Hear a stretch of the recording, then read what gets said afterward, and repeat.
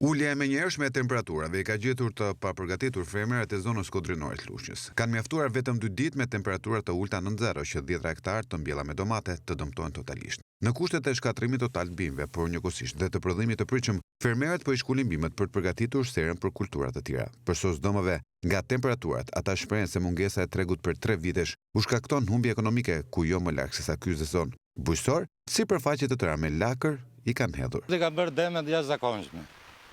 Kemi mbjellur këtu 2 dëlym domate, 2 capa, 2 dhuaj. Si që shikoni vetë ju, këtu ka mbaruar punë çdo gjë. Duhet fillojmë nga para. Po që të fillosh nga para do lek. Ne s'kemi asnjë lloj ndihme, asnjë lloj gjëje nga shteti. Vetëm që marrim 5 litra naftë për dëlym.